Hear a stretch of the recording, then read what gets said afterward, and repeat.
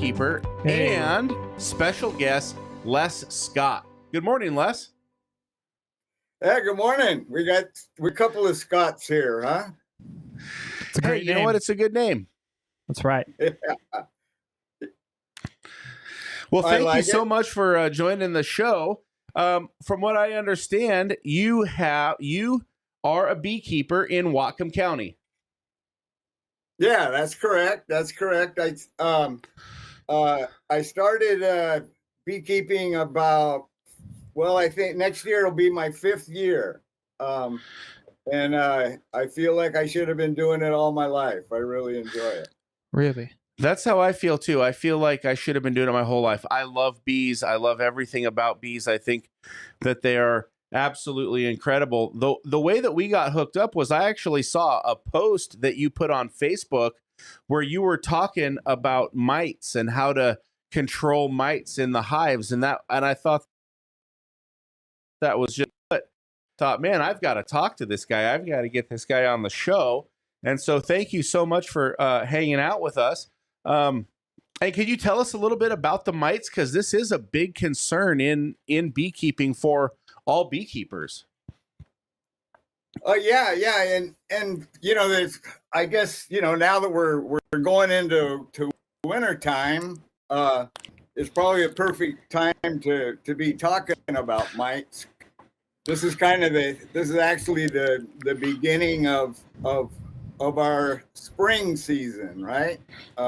Right. The health of our bees now, going into winter, is going to determine how strong our hives are coming out of the winter and in this spring when we're ready to start beekeeping again. So so I kind of have I have my own saying that honeybees will take a lot of abuse as long as they're healthy and mite free. So I'm a little bit anal about mite control. I primarily use oxalic acid vapor for my control here in the winter time. I just treated all of my hives. I think I have 33 double deeps, and I have 3 5-frame nucs. They're actually doubles, so they're 10 frames. Wow. Going into the winter here, and I just treated all of them in the last couple of days with oxalic acid. How does that treatment work? How do you apply that? Well, I have one of the exterior heaters. The entry level setups are they call them pan vaporizers, and you just put your oxalic acid powder in a pan, which is attached to a handle, and you slide that in the entrance. And then most of them are run by batteries, like a lawnmower battery or whatever you have, something that'll hold that kind of draw. The oxalic acid heats up in this pan. The pans are usually heated by a glow plug, like from a diesel engine. Okay. But anyway, it heats that oxalic acid up to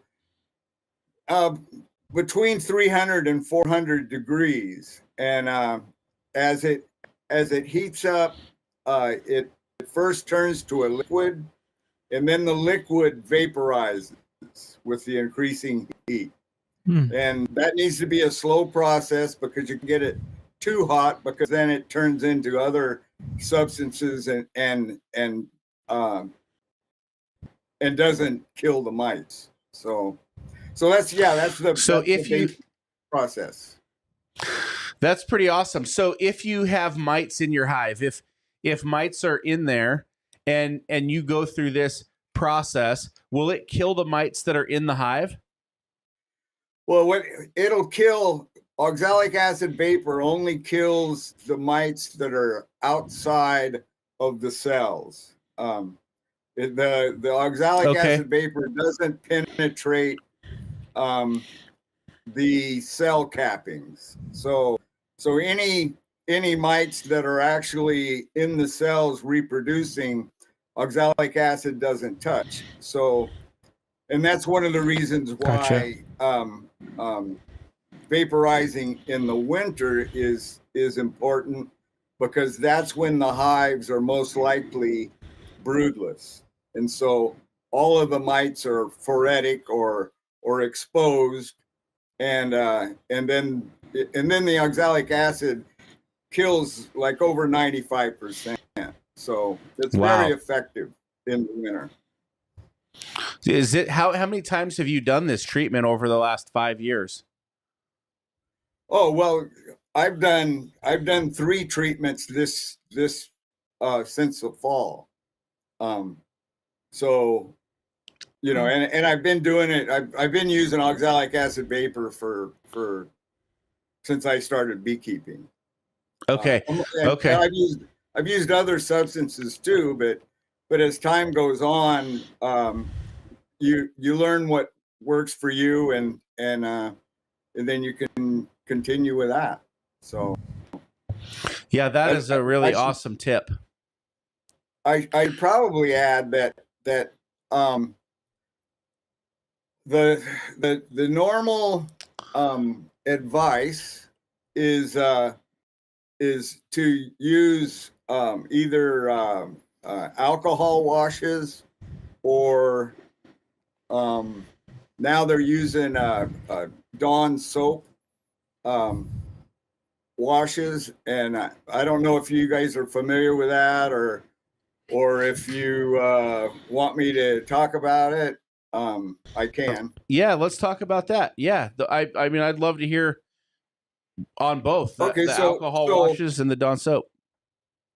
Yeah, so the recommendation, the normal recommendation is to do alcohol washes on your bees regularly, and that's taken there's a few ways to do it. There's commercial jars that you can buy to do your washes, but basically you take a half a cup of bees off of your brood comb. You're looking for nurse bees, so you want to take the sample off of your brood comb. You put that half a cup of bees in a jar and swirl it around in alcohol, and it kills the bees and the mites.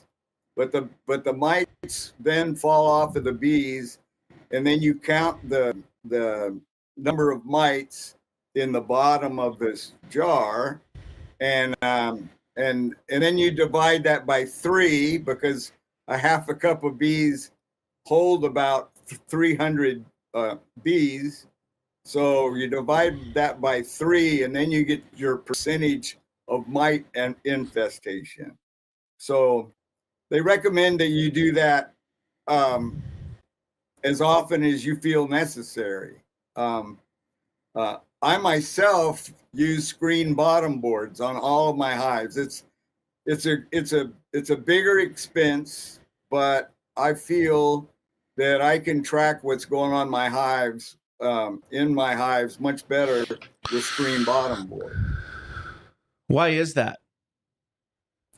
Well, with screen bottom boards, you can see everything that's going on in the hive. Everything that the bees are doing, it either creates debris, or the mites that die fall through these bottom boards, and then you can and it's called a mite tray. You just pull the mite tray out, and you can see where the bees are eating, where they're building, how many mites are falling, And you can do a similar test as with the mite washes without killing any bees. You can clean your your mite tray. You can scrape everything off of there, and then smear it with Crisco or something of that consistency, and then put it in, leave it in there for a week, and then pull it back out, count your bees that week later, and then you can divide that by 7 for the 7 days that you've had it in there, and then that gives you a good average of what your mite drop is. Now, there's several numbers that well, the main number that people use, if you have 9 mite drop per day, then it's time to treat. If I had 3 mites per day drop on that tray, I would treat. I'm of the firm believer. Well, just like us, if we're healthy, we can withstand a lot of abuse. But if we're not, then then we can get a cold that really knocks us down. We can get the flu. We're in the hospital. But if we're healthy, then we can withstand all that stuff. But and it's the same way with bees. If we keep our bees healthy, and the varroa mites are the main in spreading disease in our hives, viruses in our hives rather. So if we can keep our hives nearly mite free, then they're just going to they're going to thrive. So that's why I'm kind of anal about my mite control. Yeah, that's awesome. It makes me think that on the mites more. I think that's a good. I've learned things from you this morning, so that's awesome. I see you've got some hives behind you. That's awesome, and you've got a bunch of bricks on top of the hives. For the listeners on the show, why do you put bricks on top of the hives? Well, they normally just to hold the lids on in the wintertime for the for the wind, that it doesn't blow the lids loose. You see all of these hives back behind me here have these yellow. They're actually migratory lids. They're a different lid than we normally use starting out. Most, I up until this year I used the telescoping lids, just like that normally come in a kit. But as my numbers have increased, I'm finding ways to make it easier to tend to the bees. So the big bricks are there to hold. Actually, this might be interesting. The hives behind me there are an experiment that I'm doing this year. You see the first hive there. It just has 2 inches of hard foam setting on top. Yeah, and it has a heavy brick holding that down, and that's just because that foam tends to fly off of there pretty easy, and those little bricks wouldn't do much. So so that's one method of insulating my hives. That's one third of my experiment. And then the next hive, it has a chip box on it. You can see, if you look closely, you can see a inner cover, and then you see the 2 boxes. You see an inner cover on top of that, and then a chip box on top of that, and then the lid. Well, in the chip box there, it's just a screened box with burlap liner, and then it's filled with wood chips. And that's the way that's why I've been successful in the past, is using that setup right there. All of my hives used to have that. And then the next hive, which it looks like it's set up very similar, but in that, instead of the chips in that box, I have insulation, like home insulation, R13 insulation in a plastic bag, a sealed plastic bag. And so those are the three different, the middle one, the chip box. I used to believe that those worked really well for keeping the moisture off the bees. I'm sure you guys have heard that cold bees are live bees, but cold, wet bees are dead bees, or, you know, the saying goes something like that.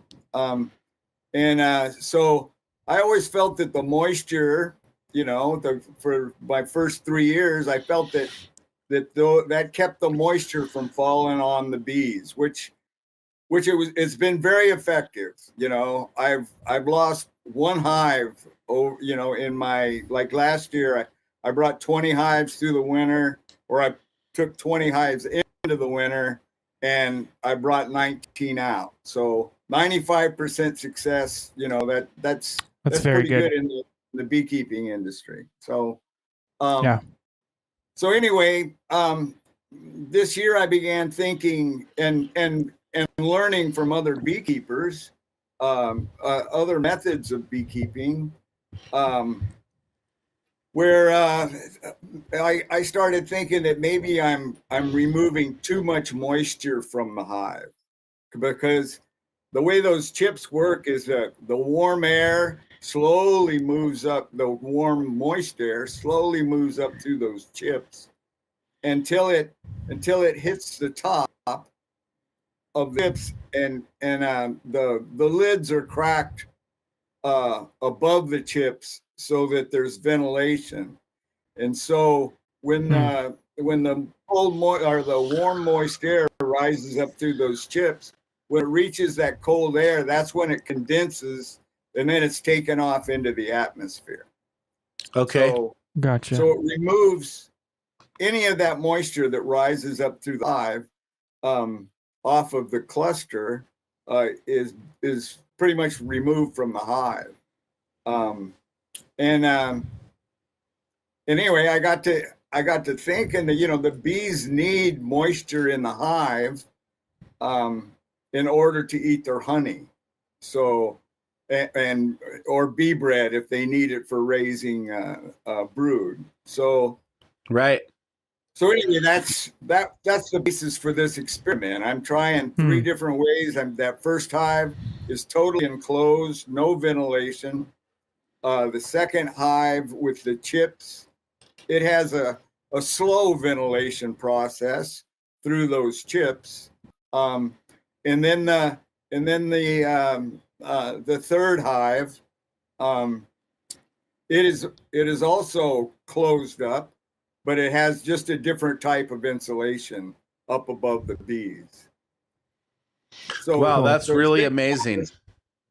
It's been common in our area that we all have worried about too much moisture in the hive, too much, you know, the moisture condensing and then falling on the hives. But what we're realizing, what we're starting to learn, is that it's all about dew point.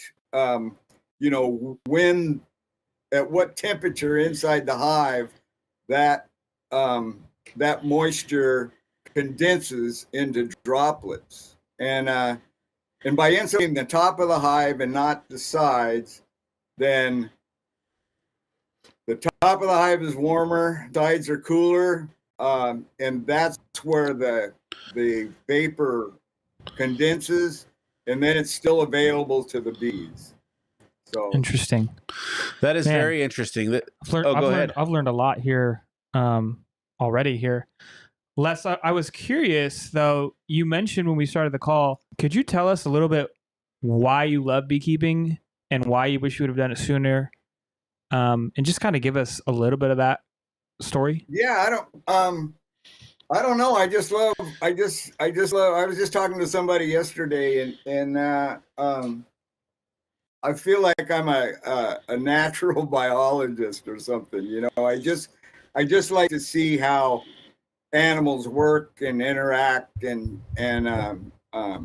learn about just how intelligent um, bees and all the other creatures are. You know, we tend to think that we control everything, but all of life works together, you know. And we're learning that more and more, you know, with things that we've done to the planet and the damage that we're doing and the pesticides we're using, and we're all the pollinators are in trouble.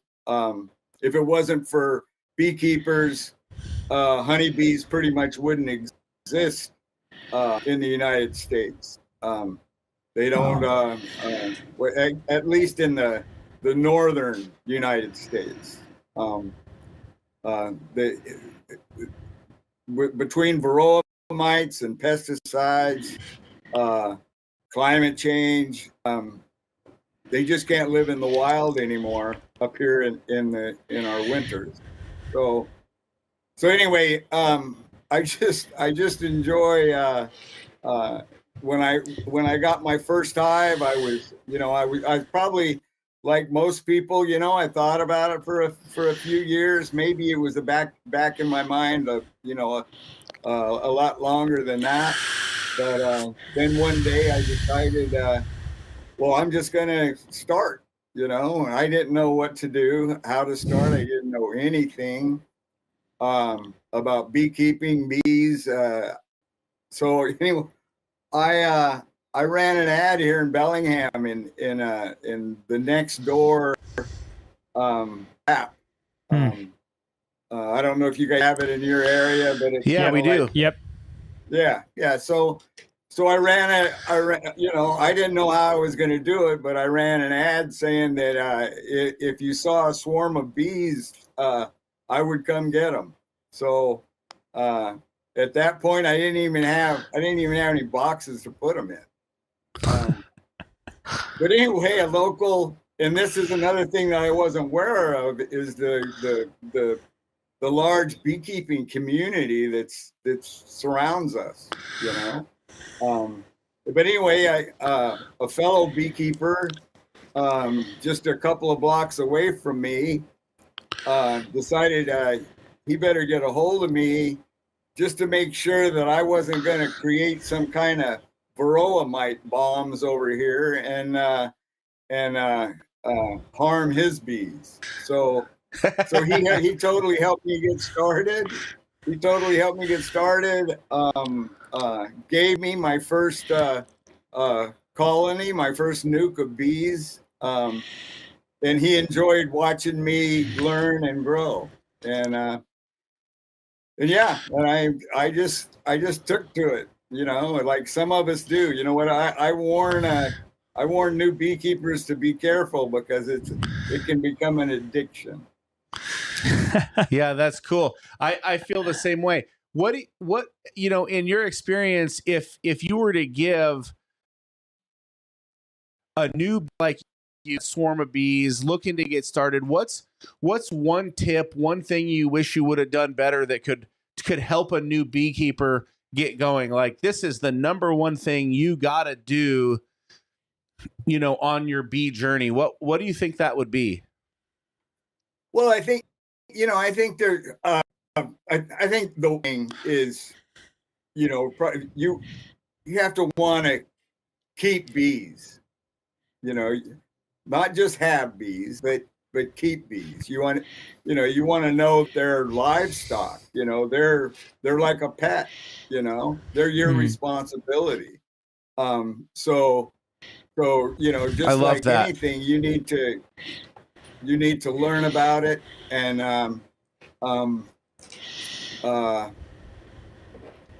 and apply yourself to it. Right. I love that. You got to be responsible. That's a great tip. A part of any beekeeping associations or organizations? Do you find that helps you? Do you find that helps you? Yeah, I think. You asked me for one thing. You asked me for one thing. There's a couple three things that it's recommended and that I recommend people do, and that's the best way to learn about bees is to join local bee club. And I joined mine. The fellow that I was telling you about that helped me get started. He belonged to the local club here. Our club here is Mount Baker Beekeepers Association. That covers all of Whatcom County. And then I belong to most bee clubs that I know of in the area. I belong to the Richmond Beekeepers Association, being we're right here on the border. I belong to Skagit Beekeepers Association, Snow King Beekeepers Association. All of the associations in my area. I belong to. Part of that, I just want to know what's going on. As much as I want to learn as much as I can. Every different association has monthly meetings, and they always have some kind of presentation, education to share with the members. That's awesome. What other tips would you share? What other tips would you share? Well, other than the association, join the association. Is to take a beginner beat before you get bees. To find out if you even want to keep bees. It gives you all the basics. Where to locate your hive. What to do, how to in the hive, your nucleus colony. It just gives you all the basics. That you need to know to start with your bees. And then from there, that's where the real learning starts. When you start pulling frames out of your hive, learning what's going on on the frames, learning to diagnose your hive just by looking on what's happening on the frames. Yeah, that's awesome. What do you do with the honey? What do you get from the hives? Well, I have a kiosk in my front yard. Last year, I think I got about 550 pounds. And I have a kiosk in my front yard. I jar the honey. I've made labels. Kind of do it yourself on all of that. And then I have what I have is basically a double deep with one end cut off of it with a door on it and a shelf. And I have a variety of honey and sizes that I keep out there. Customers can just drive up, grab some put the money in the slot, or pay me through Venmo, and then off they go. Oh, that's cool. So you're selling some honey. Cool. Les, I wonder here, kind of as we begin to wrap up a little bit.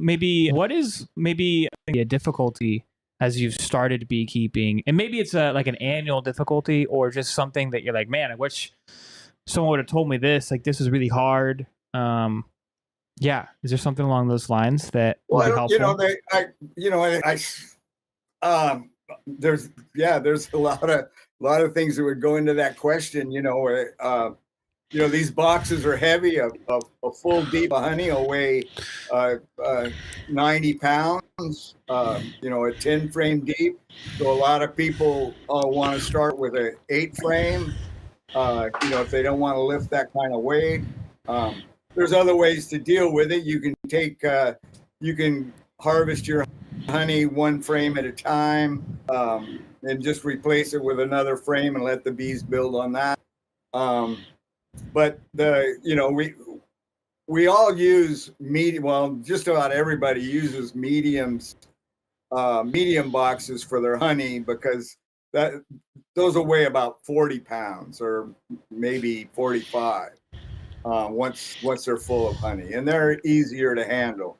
Some people use 3 mediums rather than 3 deeps. That way their equipment is all the same. But I think if I wanted to make one clear point about beekeeping is we have this pest called varroa.